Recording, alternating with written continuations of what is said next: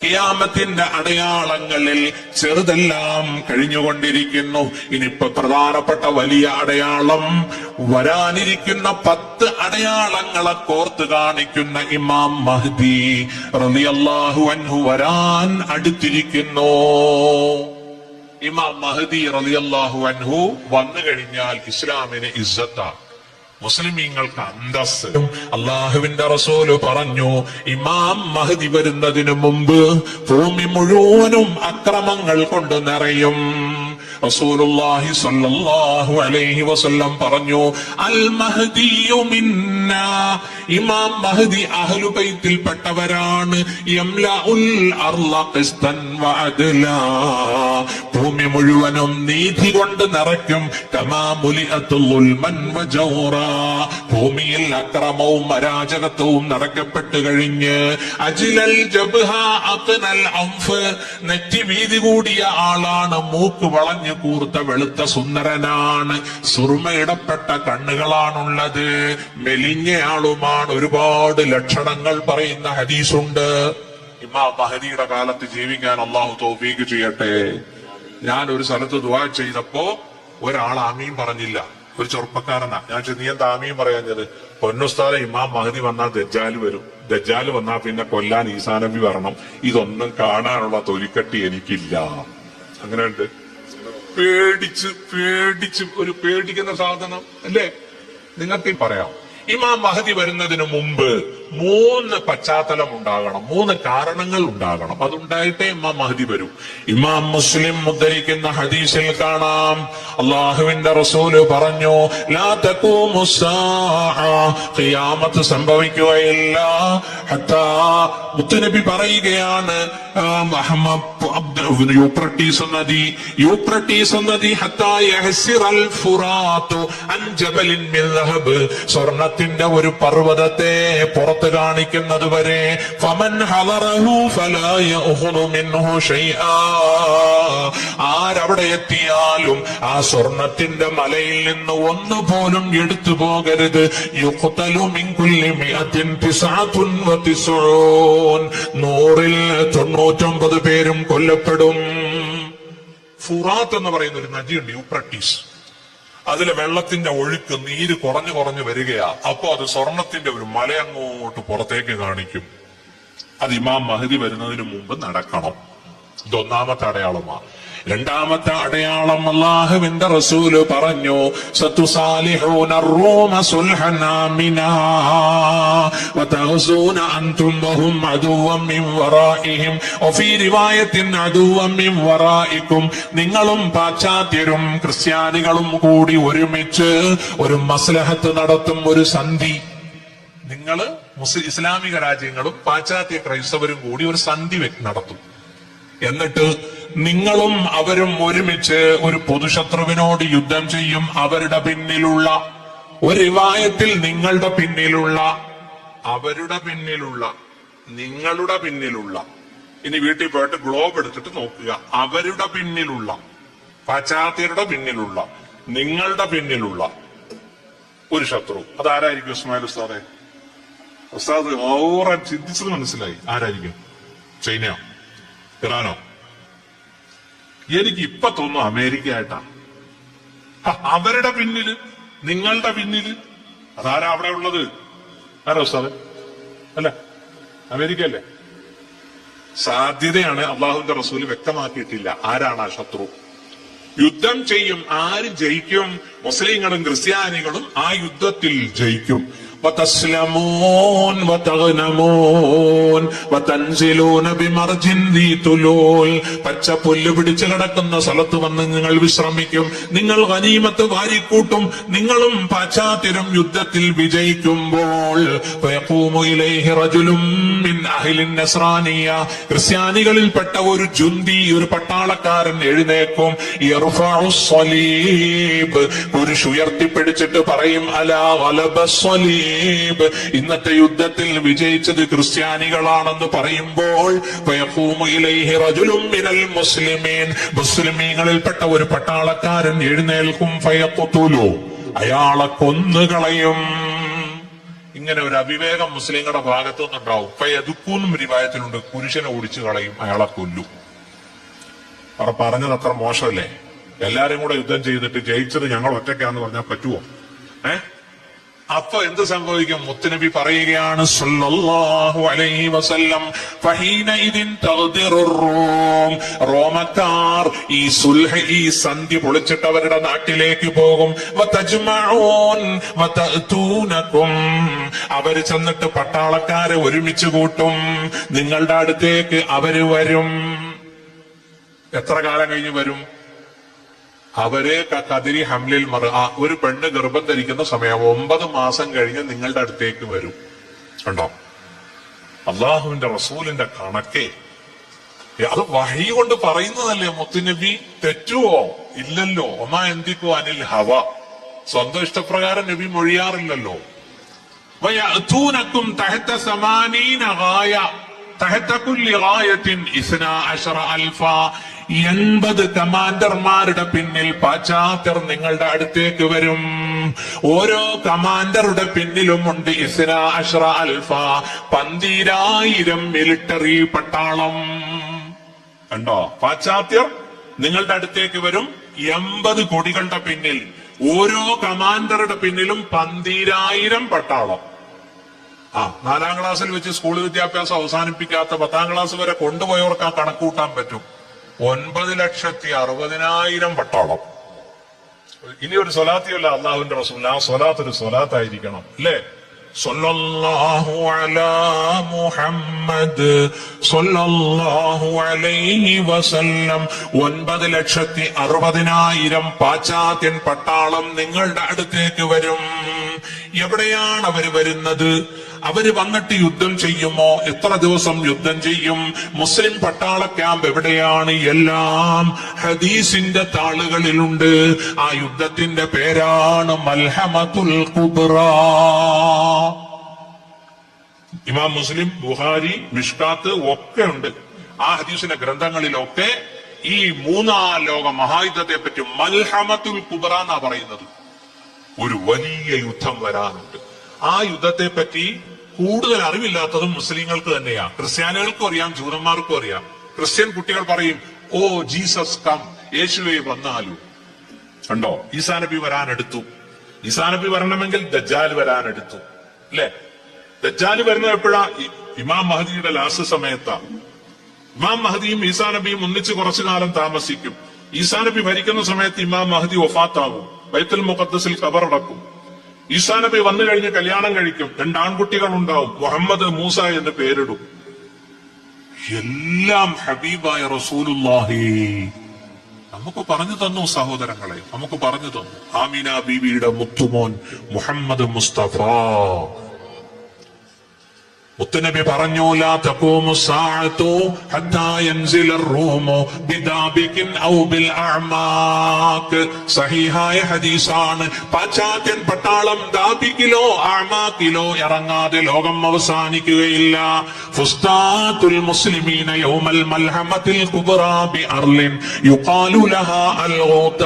മുസ്ലിമീങ്ങളുടെ പട്ടാള ക്യാമ്പ് അൽ ഗൂത എന്ന ഗ്രാമത്തിലായിരിക്കും. വഫീഹാ മദീനത്തുൻ, അവിടെ ഒരു പട്ടണമുണ്ട്.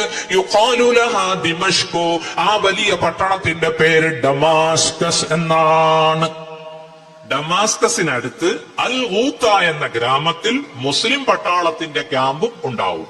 അവിടെയാണ് പാശ്ചാത്യർ 9,60,000 പട്ടാളം വന്ന് തമ്പടിക്കുക. അതൊരു യുദ്ധമാ സുഹൃത്തുക്കളെ. ആ യുദ്ധം ഇന്നത്തതുപോലെ രാത്രി ബോംബിംഗ് ഒന്നുമല്ല. അന്നൊരു ബോംബും കാണൂല, അന്നൊരു മെഷീൻ ഗണ്ണും കാണൂല. അന്ന് കുതിരയും വാളും കുന്തവും കൊണ്ടായിരിക്കും. അത് ഹദീസിൽ നിന്ന് മനസ്സിലാവുന്നുണ്ട്. അല്ലക്കു, അവരെ ബന്ധിപ്പിക്കും. നേരം സന്ധ്യയാകുമ്പോൾ സുയൂഫഹും, അവരുടെ വാളുകളെ ബിസൈത്തൂൻ, ഒലിവ് മരത്തിൽ തൂക്കിയിടുമെന്ന് മുഹമ്മദ് മുസ്തഫ. അപ്പൊ എനിക്ക് തോന്നുന്നു, ഞാൻ ഇങ്ങനെ ചിന്തിച്ചിട്ടൊരു ഒന്നും മനസ്സിലാകുന്നില്ല. റഷ്യ ഉക്രൈനെ അടിക്കാൻ തുടങ്ങിയിട്ട് 1 വർഷം കഴിഞ്ഞു. ഇപ്പൊ ഇതാ 4 മാസം കഴിഞ്ഞു. ഒക്ടോബർ 7 തുടങ്ങിയതാണ് ഫലസ്തീൻ ജൂത ഇഷ്യൂ. ആയുധങ്ങളൊക്കെ തീരണ്ടേ? അത് തീരാൻ വേണ്ടി അള്ളാഹു ചെയ്യുന്ന തർത്തീബ് അല്ലേ ഉസ്താദ് ഇപ്പൊ നടക്കുന്നത്? ആണോ? അല്ലേ? നമ്മൾ ഓരോന്ന് ഇതൊക്കെ കാണും. നോക്കൂ, പലസ്തീനുകളെ സഹായിക്കാൻ ഹൂത്തികൾ അല്ലെ, ഹൂസ് എന്നാട്ടോ 3 പുള്ളിയുള്ള സാഹാണ് ഹൂസികൾ എന്നാ പറയേണ്ടത്. പിന്നെ ഹിസ്ബുല്ല, അലാ ഇന്ന ഹിസ്ബുല്ല അല്ലേ. നോക്കൂ, കടല് ഫസാദു ഫിൽ ബർരി വൽ ബഹർ, ബർറിലും കരയിലും കടലിലും ഫസാദ് വ്യാപകമായി. അമേരിക്കനെ അടിച്ചുകൊണ്ടിരിക്കുകയാണ്. എത്ര കപ്പലുകളാ തകർക്കുന്നത് അല്ലേ. ഇൻഷാ അല്ലാഹ് ഈ യുദ്ധത്തിൽ ആര് ജയിക്കും? ഇസ്രായേൽ ജയിക്കുവോ അതോ പലസ്തീൻ ജയിക്കുവോ? പലസ്തീൻ ജയിച്ചു നിൽക്കുകയാ. എവിടെയെങ്കിലും ഒരു 10 ഹമാസിന്റെ ഡെഡ് ബോഡി നിങ്ങൾ കണ്ടോ? ഇത്രയും ദിവസത്തിനുള്ളിൽ കണ്ടോ? 10 ഹമാസിനെ ഷൂട്ട് ചെയ്തിട്ടിരിക്കുന്ന ഫോട്ടോ കണ്ടോ? യുദ്ധം തുടങ്ങി ഒറ്റ ദിവസം കൊണ്ട് ഹമാസിനെ ഞങ്ങൾ തുടച്ചു നീക്കും, ഗസയെ ആളില്ലാ തുരുത്താക്കും, എന്തൊക്കെ പറഞ്ഞു. 4 മാസം കഴിഞ്ഞു സുഹൃത്തുക്കളെ. ഹമാസിന്റെ തുരങ്കം പോലും അവർക്ക് കണ്ടെത്താനോ ബന്ദികളെ മുഴുവനായി മോചിപ്പിക്കാനോ കഴിഞ്ഞിട്ടില്ല. ഭൂമിയിൽ നിന്ന് 20 മീറ്റർ താഴെയാണ് അങ്കബൂത്ത് പോലെ, ചെലന്തിവല പോലെ ഈ ടണല്. ഇതിനകത്തോട്ട് നമ്മളെങ്ങാനും കയറിയാണ്ടല്ലോ വട്ട് പിടിക്കുമെന്നാ പറയുന്നത്. കാരണം അങ്ങോട്ട് റോഡ് ഇങ്ങോട്ട് റോഡ്. ഇത് ഹമാസിന് തെറ്റുകയില്ല. അതിനകത്ത് ബാത്റൂം, AC, കോൺഫറൻസ് ഹാള് എല്ലാം കൊടുത്തിട്ടുണ്ട്. എന്തിന്? റെയില് വരെ ഉണ്ട്. കൊച്ചു ട്രെയിൻ പോകാൻ, കാറ് പോകാനും ഓട്ടോ പോകാനും ഒക്കെ ഉള്ള വിശാലമായ തുരങ്കം. എന്റെ പൊന്ന ഹബീബെ, അവരെയാണ് നമ്മുടെ പത്രങ്ങൾ, മനോരമയും മാതൃഭൂമിയൊക്കെ തീവ്രവാദികൾ, ഭീകരവാദികൾ എന്ന് വിളിക്കുന്നത്. ജന്മനാടിന്റെ സ്വാതന്ത്ര്യത്തിന് വേണ്ടി പടപൊരുതുന്ന ഹമാസിന്റെ മക്കളെ ഭീകരവാദി എന്ന് വിളിക്കോ? നമ്മുടെ രാജ്യത്തിന് വേണ്ടി ലക്ഷക്കണക്കിന് മുസ്ലിമീങ്ങൾ രക്തം കൊടുത്തില്ലേ? ഇല്ലേ? എല്ലാ വിഭാഗത്തിലുള്ള ആളുകളും നമ്മുടെ രാജ്യത്തിന്റെ സ്വാതന്ത്ര്യത്തിന് പടപൊരുതിയില്ലേ? ഇൻഷാ അല്ലാഹ് അതുകൊണ്ട് നിങ്ങൾ ഈ ഹദീസുകൾ ശ്രദ്ധിക്കുകയും. രണ്ടാമത് ഇങ്ങനെ ഒരു യുദ്ധം നടക്കും. അത് 4 ദിവസം നീണ്ടു നിൽക്കും. 4 ദിവസം. 4ാമത്തെ ദിവസത്തിലെത്തുമ്പോൾ അള്ളാഹുവിന്റെ റസൂല് പറഞ്ഞു, നഹദൈലൈഹിം ബഖിയത്തു അഹ്ലിൽ ഇസ്ലാം. മുസ്ലിം സേന ആർത്ത് എരമ്പി ശത്രുവിന്റെ മേൽ ചാടി വീഴും. ഹത്താ യജഅലുല്ലാഹു ദീറത അലൈഹിം. അള്ളാഹു അവരെ പരാജയപ്പെടുത്തും. ഇൻഷാ അല്ലാഹ് ആ യുദ്ധത്തിന് നേതൃത്വം കൊടുക്കേണ്ടയാൾ ഇമാം മഹ്ദിയ റളിയല്ലാഹു അൻഹു. ഇമാം മഹ്ദി വന്നാൽ യംലികു 7 സിനീൻ, 7 കൊല്ലം അധികാരത്തിലിരിക്കും. അല്ലെങ്കിൽ 8 അല്ലെങ്കിൽ 9 എന്ന് സൂചിപ്പിക്കുന്ന ഹദീസുണ്ട്. ഇസ്മുഹു ഇസ്മി, ആ മഹാന്റെ പേര് എന്റെ പേരാണ്. വസ്മു അബീഹി ഇസ്മു അബീ, അവരുടെ ബാപ്പയുടെ പേര് എന്റെ ഉപ്പയുടെ പേരുമാണ്. അപ്പോൾ മുഹമ്മദ് ബിൻ അബ്ദില്ലാഹിൽ ഹസനി കണ്ടോ? ഫാത്തിമത്തു സഹറയുടെ പുത്രൻ, അലിയാർ തങ്ങളുടെ പുത്രൻ ഹസൈനാറിന്റെ പരമ്പരയിലാണ് ഇമാം മഹ്ദി വരേണ്ടത്. സയ്യിദാണ് ഇമാം മഹ്ദി, അഹ്ലുബൈത്ത. ഇനി 3ാമത്തെ അടയാളം എന്താണെന്നറിയോ? ഇമാം മഹ്ദി വരുന്നതിന് മുമ്പ് സംഭവിക്കേണ്ട 3ാമത്തെ അടയാളം എന്താണ്? അതൊരു ഭയങ്കര അടയാളമാണ്. അള്ളാഹുവിന്റെ റസൂല് പറഞ്ഞു, യകൂനു ഇഖ്തിലാഫുൻ ഇൻദ മൗതി ഖലീഫ, ഒരു ഖലീഫ മരിക്കും. ആ ഖലീഫയുടെ മരണശേഷം അധികാരത്തിന് വടംവലിയുണ്ടാകും. ആ സമയത്ത് യഖ്റുജു റജുലുൻ മിൻ അഹ്ലിൽ മദീന ഹാരിബൻ ഇലാ മക്ക, മദീനയിൽ നിന്നൊരാൾ ഓടും. മക്കയിലെ മസ്ജിദുൽ ഹറാമിൽ വന്ന് മസ്ജിദുൽ ഹറാമിലേക്ക് കയറിയിരിക്കും. ഫയഅതൂനഹു ഉനാസു മക്ക, മക്കക്കാര് വന്നുകൊണ്ട് ഫയുഖ്രിജൂനഹു ഫയുബായിഊന ബൈന റുക്നി വൽ മക്കാം, മക്കക്കാര് വന്നിട്ട് ആ മഹാനെ മസ്ജിദുൽ ഹറാമിൽ നിന്ന് പുറത്തേക്ക് കൊണ്ടുവന്നിട്ട് ബൈഅത്ത് ചെയ്യും. മനസ്സിഷ്ടപ്പെടാതെ ബഹുവ കാരിഹുൻ എന്ന ഹദീസിലുണ്ട്, അനിഷ്ടത്തോടുകൂടി ബൈഅത്ത് നടക്കും. ഒരു ഹദീസിൽ വരുന്നുണ്ട്, അൽ മഹ്ദിയു മിന്നാ അഹ്ലൽ ബൈത്ത് യുസ്ലിഹുല്ലാഹു ഫീ ലൈല, ഇമാം മഹ്ദി അഹ്ലു ബൈത്തിൽപ്പെട്ടവരാണ്. അല്ലാഹു മഹ്ദിയെ, ഇമാം മഹ്ദിയെ പക്വതപ്പെടുത്തും ഒറ്റ രാത്രി കൊണ്ട് അധികാരം ഏറ്റെടുക്കാൻ. ഒരു രാത്രിയിലാണ് ഈ ദൗത്യത്തിന് ഇമാം മഹ്ദി അർഹനാകുന്നത്. ഒരു രാത്രിയിലാണ് ജനിച്ച്. മൗലിദുഹു മദീന, മദീനത്താ ജനിക്കുന്നത്. 40 വർഷം വളരുമ്പോഴും ഇങ്ങനെ ഒരു ദൗത്യം ഏറ്റെടുക്കാനുണ്ട് എന്ന് മഹാന് ബോധ്യമില്ല. 40ാമത്തെ വയസ്സിലാണ് അള്ളാഹു ഒരു രാത്രിയിലാണ് ഈ ദൗത്യം കൊടുക്കുക. അതൊരു ദൗത്യമാണ്. അതൊരു ദൗത്യമാണ്. ഉണ്ടോ? ഹദീസിൽ വരുന്നുണ്ട്, അല്ലാഹുവിന്റെ റസൂല് പറഞ്ഞു, ലാ തഖൂമു സ്സാഅതു ഹത്താ യക്സുറൽ മാലു വയഫീല. സമ്പത്ത് വർദ്ധിക്കാതെ, പൈസ ഒഴുകാതെ ഖിയാമത്ത് സംഭവിക്കുകയില്ല. എവിടെയും പൈസ ഒഴുകും. لا تقوم الساعة حتى تعود أرض العرب مروجا وأنهارا. ലോകം അവസാനിക്കുകയില്ല, അറേബ്യയുടെ മരുഭൂമി ആയിത്തീരും. മുറൂജൻ വഅൻഹാറ, പച്ചപ്പ് പിടിച്ച മരുപ്പച്ചയായി മാറും, നദികളും ഉണ്ടാകും. മനസ്സിലാക്കണേ, ഇമാം മഹദി വരുന്നതിന് മുമ്പ് അറേബ്യയിലെ 17% ഇപ്പൊ പച്ചപ്പ് പിടിച്ചതായി. സൗദിയിലെ മലകളിലൊക്കെ ഇപ്പൊ പച്ച കളറാ. അവിടെയൊക്കെ ചെറിയ ചെറിയ നദികൾ ഒഴുകാൻ തുടങ്ങി. മനസ്സിലായോ? ഇനി ഒരു ഹദീസും കൂടി ഉണ്ട്, അത് കേട്ടാൽ നിങ്ങൾ ഞെട്ടും. അള്ളാഹുവിന്റെ ഹബീബ് പറഞ്ഞു സല്ലല്ലാഹു അലൈഹി വസല്ലം, ഫഇദാ റഅയ്തുമൂ, നിങ്ങൾ ഇമാം മഹ്ദിയെ കണ്ടാൽ ഫദായിഉ, നിങ്ങൾ ബൈഅത്ത് ചെയ്യണേ. ഇമാം മഹ്ദി വന്നാൽ നിങ്ങൾ ബൈഅത്ത് ചെയ്യണം കേട്ടോ. നിങ്ങളെ തീവ്രവാദിയായിട്ട് ഗവൺമെന്റ് ഒന്നും പിടിക്കൂല. അന്നത്തെ സാഹചര്യമൊക്കെ മാറിയിട്ടുണ്ടാവും. സേമിയാണോ ചായയാണോ? ഫൈദാ റഅയ്തുമൂ, നിങ്ങൾ ഇമാം മഹ്ദിയെ കണ്ടാ ബൈഅത്ത് ചെയ്യണേ. വലൗ ഹബുവൻ അല സൽജ്. എന്താ ഈ ഹദീസിന്റെ അർത്ഥം?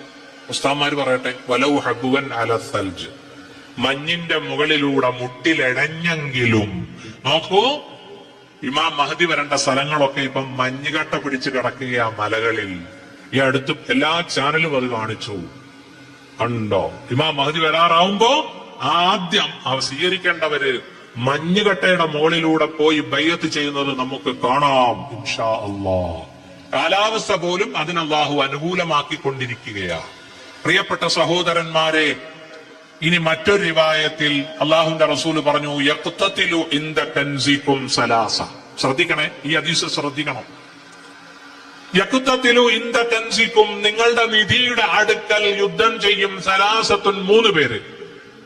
കുല്ലുഹും ബനി ഖലീഫ, 3 പേരും ഒരു രാജാവിന്റെ മക്കളാണ്. സുമ്മ ലാ യഊദു ഇലാ വാഹിദിൻ മിൻഹും, ഈ 3 രാജകുമാരന്മാർക്കും അധികാരം കിട്ടുകയില്ല. നിങ്ങളെ നിധിയുടെ അടുക്കൽ 3 പേര് യുദ്ധം ചെയ്യും. അവര് 3 പേരും ഒരു രാജാവിന്റെ മക്കളാണ്. ഞാൻ ഈയിടെ കഴിഞ്ഞ മാസം ഒരു ഉംറയ്ക്ക് പോയി. ഉംറ വിത്ത് നിക്കാഹ്, ഒരു നിക്കാഹിൽ പങ്കെടുക്കാൻ ഹറമിൽ വെച്ചായിരുന്നു നിക്കാഹ്. അവിടെ വെച്ച് ഞാനൊരു അറബിയെ പരിചയപ്പെട്ടു. ഞാൻ ചോദിച്ചു, ഈ നിധിയുള്ള രാജ്യം ഏതാ? അത് ഇത് തന്നെ. അപ്പൊ ഹദീസിലുണ്ട്, ഇന്ത കൻസിക്കും ഐ കൻസിൽ കഅബ എന്നൊരു തഫ്സീർ പറയുന്നുണ്ട്. കഅബയാകുന്ന നിധിക്ക് വേണ്ടി 3 പേര് യുദ്ധം ചെയ്യും. അപ്പൊ ഞാൻ ചോദിച്ചു, ഇപ്പോഴത്തെ ഖലീഫ ആരാ? സൽമാൻ. സൽമാൻ എത്ര മക്കളാ? 3 ആൺപിള്ളേര്. അല്ലാ, ഇനിയിപ്പോ നാളെ എന്നെ ഉംറയ്ക്ക് വിടൂല. കാരണം ഇതൊക്കെ ഇപ്പൊ സൗദിയിൽ എത്തിയാലുണ്ടല്ലോ, അല്ലേ? സൽമാനാണ് ഇപ്പോഴത്തെ ഖലീഫ. സൽമാന് 3 ആൺപിള്ളേരാണുള്ളത്. ഇപ്പോഴത്തെ വലിയുൽ അഹദ് മുഹമ്മദ് ബിൻ സൽമാനാണ്. അപ്പോ രാജാവിന്റെ മരണത്തോടനുബന്ധിച്ച് 3 മക്കൾ അധികാരത്തിന് വേണ്ടി വടംവലി നടത്തും. 3 പേർക്കും അധികാരം കിട്ടുകയില്ല. ആ സമയത്ത് മദീനത്തുനിന്ന് ഒരാൾ ഓടി വരും, മക്കയിൽ വന്ന് അഭയം തേടും. ആ ബഹുമാനപ്പെട്ട വ്യക്തിത്വമാണ് ഇമാമുന വസയ്യിദുന മഹ്ദി റളിയല്ലാഹു അൻഹു. അല്ലാഹു തആല മഹ്ദി ഇമാമിനെ കാണാനും ബൈഅത്ത് ചെയ്യാനും പടച്ചോൻ തൗഫീഖ് നൽകട്ടെ. ഇമാം മഹ്ദി വന്നാൽ ആദ്യം എതിർക്കുന്ന ആരാന്നറിയോ? ആരാ? നിങ്ങൾ തന്നെയാ. നിങ്ങളെന്ന് പറയാൻ മലപ്പുറംകാരനല്ല ഈ പറഞ്ഞതിന്റെ അർത്ഥം. പിന്നെ ഗൾഫുകാർ ആദ്യം എതിർക്കും. ഉണ്ടോ? തവസൂന ജസീറത്തൽ അറബ്, ഇമാം മഹ്ദിയും വിശ്വാസികളും അറേബ്യൻ ഉപദ്വീപിനോട് യുദ്ധം ചെയ്യും. അല്ലാഹു അവിടെ വിജയം കൊടുക്കും ഇമാം മഹ്ദിക്ക്. രണ്ടാമത്തെ യുദ്ധം തവസൂന ഫാരിസ, ഇറാനോടാണ്. ഇമാം മഹ്ദി ഇറാനെ പരാജയപ്പെടുത്തും, അല്ലാഹു ഫതഹ് കൊടുക്കും. പിന്നീട് യുദ്ധം ചെയ്യുന്നത് അള്ളാഹുവിന്റെ റസൂല് പറഞ്ഞു, റോമയോടാണ്, ഇറ്റലിയോടാണ്, പാശ്ചാത്യ നാടുകളോടാണ്. അള്ളാഹു നിങ്ങൾക്ക് വിജയം തരും. 4ാമത് യുദ്ധം ചെയ്യുന്നത് ദജ്ജാലിനോടാണ്. അതായത് ദജ്ജാൽ വന്നാൽ വരാൻ കാത്തിരിക്കുന്നതും സഹായിക്കുന്നതുമായ ഒരു രാജ്യമാണ് ഇസ്രയേൽ. ഇസ്രയേൽ ഉണ്ടോ? മുത്തുനബി പറയുകയാണ്, യത്ബഉ ദജ്ജാല 70,000 മിൻ യഹൂദി ഇസ്ഫഹാൻ. ഇസ്ഫഹാൻ എന്ന നാടുണ്ട്. ആ നാട്ടിലെ 70,000 ജൂതന്മാർ ദജ്ജാലിന്റെ പട്ടാളത്തിലേക്ക് ചേരും. അലൈഹിമു തൈലസാൻ, അവരുടെ തലയിൽ ഒരുതരം ഷാളുണ്ട്.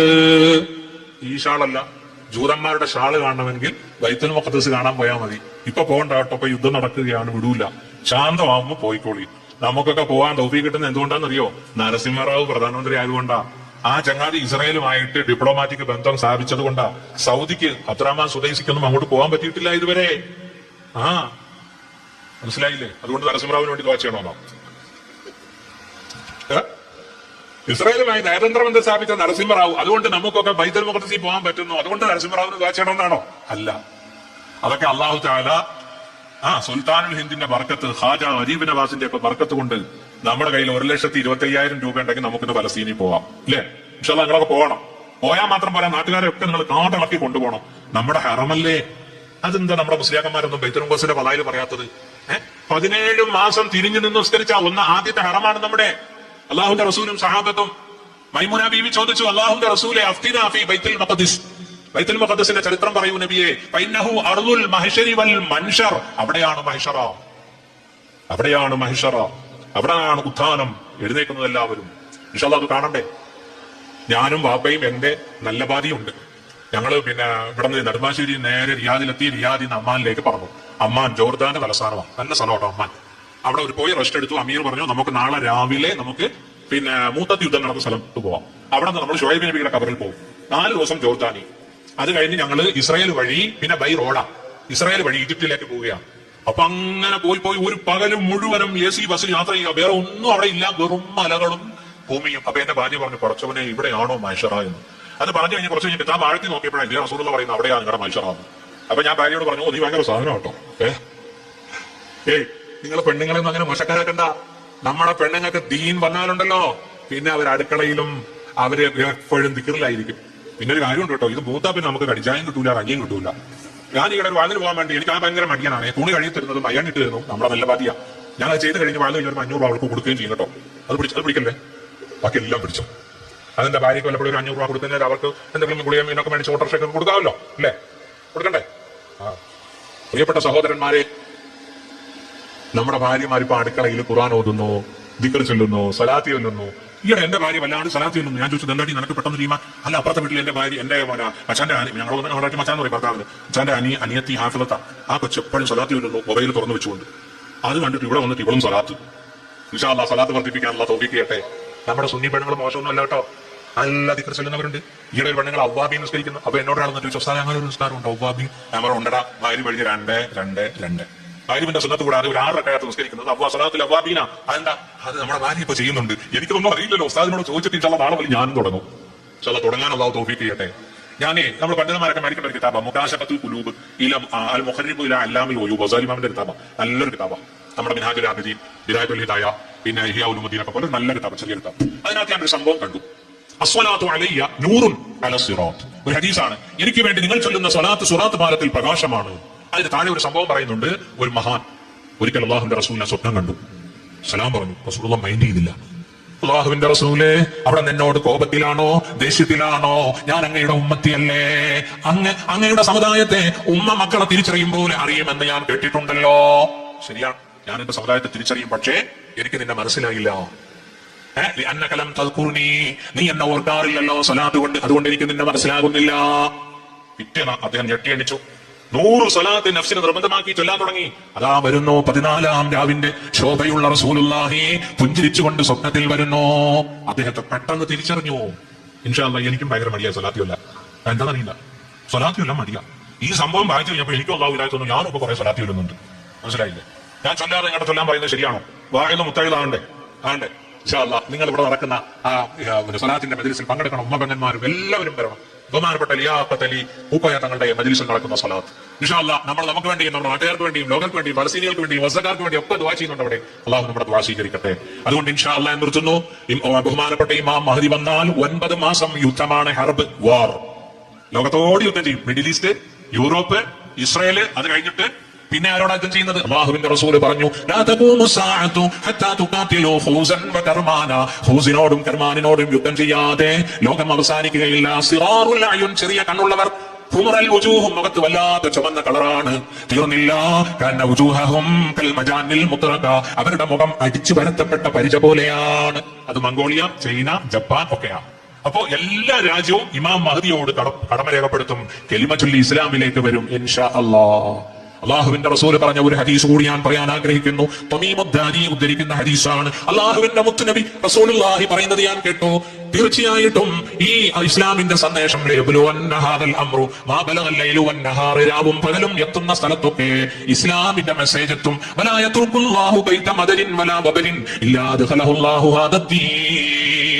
ഒരു കൊട്ടാരവും ഒരു കുടിലും ബൈത്ത് മദർ വലാ വബർ. എന്താ വബർ എന്ന് പറഞ്ഞാൽ? രോമം, ചെമ്മരിയാടിന്റെ രോമമൊക്കെ മുകളിൽ ഇട്ടിട്ടുണ്ടാക്കുന്ന കുടില്. വബർ. മദർ എന്ന് പറഞ്ഞാൽ നമ്മുടെ ഈ മണ്ണ് കലക്കി ചുടുകട്ടയാക്കി ഭിത്തികളുണ്ടാക്കുന്ന വീട്. ചെറിയ വീട്ടിലും വലിയ വീട്ടിലും ഇസ്ലാമിന്റെ മെസ്സേജ് എത്തും. അവസാനം അമേരിക്കൻ വൈറ്റ് ഹൗസിലും എത്തും. നല്ല ബ്രില്യന്റ് ആയ ആളുകൾ ഇസ്ലാമിലേക്ക് വരുമ്പോ ഇസ്ലാമിന് മുതൽക്കൂട്ട്. കടുത്ത ശത്രുക്കൾ ഇസ്ലാമിനെ വിമർശിച്ചുകൊണ്ട് അവർ ലേഖനം എഴുതും, പ്രസംഗിക്കും. അതും ഇസ്ലാമിന് മുതൽക്കൂട്ട്. നോക്കൂ, നമ്മുടെ ടവറുകൾക്ക് ഫ്ലൈറ്റ് ഇടിച്ച സംഭവം ഉണ്ടായില്ലേ? അതിനുശേഷം അതിനെന്താ പറയാ? World trade centre. അതിനുശേഷം യൂറോപ്പിൽ ഇസ്ലാം വളരുകയാ. കണ്ടോ? ചുമ്മാ തീവ്രവാദി എന്ന് പറഞ്ഞുകൊണ്ടിരുന്നപ്പോ ഇംഗ്ലീഷുകാർക്ക് തോന്നി, എന്നാ പിന്നെ ഇസ്ലാം എന്താ ഇത്ര തീവ്രവാദം, ഇസ്ലാമിനൊന്ന് പഠിച്ചേക്കാം. എത്ര പേരായിട്ടും ഇസ്ലാമിലേക്ക് വരുന്നതെന്നറിയോ? നമുക്കൊക്കെ അവിടെ സുഹൃത്തുക്കളുണ്ടല്ലേ? കാനഡയിലുണ്ട്, അമേരിക്കയിലുണ്ട്, മിസിസിപ്പിയിലുണ്ട്, അല്ലേ? ഈ കണ്ണൂരുകാരൊക്കെ ഉണ്ട് അവിടെ. മാഷാ അല്ലാ, മാഷാ അല്ലാ. അവിടെയൊക്കെ 2ഉം 3ഉം നിസ്കാരമാണ് നടക്കുന്നത്. അള്ളാഹു പടച്ചവൻ അനുഗ്രഹിക്കട്ടെ, അള്ളാഹു അനുഗ്രഹിക്കട്ടെ. यहाँ में अहले ईमान सूरते खुर्शीद जीते हैं, इधर डूबे उधर निकले इधर डूबे. ലോകത്തുള്ള ഈമാൻ ഇസ്ലാമിന്റെ ഉദാഹരണം ജഹാമെ അഹ്ലെ ഈമാൻ സൂറത്തെ ഖുർഷിദ്, സൂര്യനെ പോലെയാണ്. സൂര്യൻ ഇവിടെ ഉദിക്കുന്നു, അവിടെ അസ്തമിക്കുന്നു, അവിടെ ഉദിക്കുന്നു, ഇവിടെ അസ്തമിക്കുന്നു. പൗരസ്ത്യർക്ക് ഇസ്ലാം വേണ്ടെങ്കിൽ യൂറോപ്യർക്ക് ഇസ്ലാമിനെ വേണം. അവർ നെഞ്ചോട് ചേർക്കുന്നു. നോക്കൂ, മദാമകൾ മിനിസ്കർട്ട് മാറ്റുന്നു, അവർ ഫുൾ വസ്ത്രത്തിലേക്ക് കടക്കുന്നു, അവർ സ്വലാത്ത് ചൊല്ലുന്നു, അവർ കലിമ ചൊല്ലുന്നു. അതുകൊണ്ട് യുവാക്കളെ, ഉമ്മപെങ്ങന്മാരെ, അള്ളാഹുവിലേക്ക് അടുക്കണേ, ദിക്റുകളും സ്വലാത്തുകളും വർദ്ധിപ്പിക്കണേ. അതോടൊപ്പം തന്നെ ബഹുമാനപ്പെട്ട തങ്ങൾ അവர்கள் ഇവിടെ ജീവകാരുണ്യ പ്രവർത്തനങ്ങൾ ചെയ്യുന്നുണ്ട്. അതിന് നമ്മൾ അവരോട് സഹകരിക്കണം. നമ്മളാൽ കഴിയുന്ന പാവങ്ങൾക്ക് അരി കൊടുക്കണം, മരുന്നിന് കാശ് കൊടുക്കണം. അള്ളാഹു പടച്ചവൻ തൗഫീഖ് നൽകട്ടെ. ഈ നാടിനെ അള്ളാഹു അനുഗ്രഹിക്കട്ടെ. ഞാനിന്ന് പരപ്പനങ്ങാടി ഒന്ന് ട്രെയിൻ ഇറങ്ങിയപ്പോ എന്റെ കൂട്ടത്തിലുള്ള നൂറുൽ ഹക്കിനോട്, അദ്ദേഹം എന്നോട് പറഞ്ഞു, ഈ നാട് വാര്യൻ കുന്നന്റെ നാടാണ്, ഈ നാട് മമ്പുറം തങ്ങളുടെ നാടാണ്, ചരിത്രം ഉറങ്ങുന്ന മണ്ണാണ്, അല്ലേ? അള്ളാഹു പടച്ചവൻ ഈ ചരിത്രങ്ങളൊക്കെ പഠിക്കാൻ അള്ളാഹു തൗഫീഖ് നൽകട്ടെ. നമ്മളൊന്ന് വെറും പേടിത്തൊണ്ടന്മാരായി പോയി, വെറും ഷണ്ടന്മാരായി പോയി. അതുകൊണ്ട് ധീരതയോടെ ജീവിച്ച് ഇസ്ലാമിനെ നെഞ്ചോട് ചേർത്ത് ഇൻഷാ അള്ളാഹു സമൂഹത്തിലേക്ക് ഇറങ്ങാൻ. എത്രയോ യുവാക്കൾക്ക് ദീൻ അറിയില്ല, അതുകൊണ്ട് അവർക്ക് ദീൻ പരിചയപ്പെടുത്തണം. അള്ളാഹു പടച്ചവൻ അതിന് ഏറ്റവും വലിയ മുഖ്യമായ ഘടകം ഈ സാദാത്തുക്കള, വാഫക്കി തങ്ങൾ, PMS പൂക്കോയ തങ്ങൾ. നമ്മൾ കേരളീയർക്ക് വലിയ ഭാഗ്യമല്ലേ ഈ കബീലയെ, ഈ തറവാടിനെ നമുക്ക് നേതൃത്വം, നേതാക്കളായി കിട്ടിയത്. അള്ളാഹു തആല പടച്ചവൻ ബഹുമാനപ്പെട്ട സമസ്തയുടെ പ്രസിഡന്റ് സയ്യിദുൽ ഉലമ ജിഫ്രി മുത്തുക്കോയ തങ്ങൾ, ഒരു സയ്യിദാണ് വരക്കൽ മുല്ലക്കോയ തങ്ങൾക്ക് ശേഷം. അള്ളാഹു തആല ഈ വടവൃക്ഷത്തെ ഖിയാമത്ത് നാൾ വരെ അള്ളാഹു നിലനിർത്തട്ടെ. അള്ളാഹു സുന്നത്ത് ജമാഅത്തിനെ പടച്ചവൻ അള്ളാഹു വളർത്തട്ടെ. ഇൻഷാ അള്ളാഹ് ഈ മജ്ലിസിലേക്ക് വരാൻ എനിക്കും സാധിച്ചു, അൽഹംദുലില്ലാ. സാദാത്തുക്കളെ കാണാൻ സാധിച്ചു. നിങ്ങളുടെ ദുആയിൽ എനിക്കും കുടുംബത്തിന് വേണ്ടി ദുആ ചെയ്യണമെന്ന് പറഞ്ഞുകൊണ്ട് നമുക്കൊരു ചെറിയ ദുആ. റബ്ബി സിദ്നി ഇൽമ. ഖുർആൻ പറഞ്ഞത് കാശി ചോദിക്കാനല്ല പറഞ്ഞത്, ഇൽമ ചോദിക്കാനാ പറഞ്ഞത്. റബ്ബി സിദ്നി ഇൽമ. അല്ലാഹു നമ്മുടെ ഇൽമിൽ നമുക്ക് സിയാദത്തും ബർക്കത്തും പടച്ചവൻ തരട്ടെ. പഠിച്ച ഇൽമ അനുസരിച്ച് അമൽ ചെയ്യാൻ അല്ലാഹു തൗഫീഖ് നൽകട്ടെ. ഞാൻ നിർത്തുന്നു. വആഖിറു ദഅവതി അനിൽ ഹംദുലില്ലാഹി റബ്ബിൽ ആലമീൻ.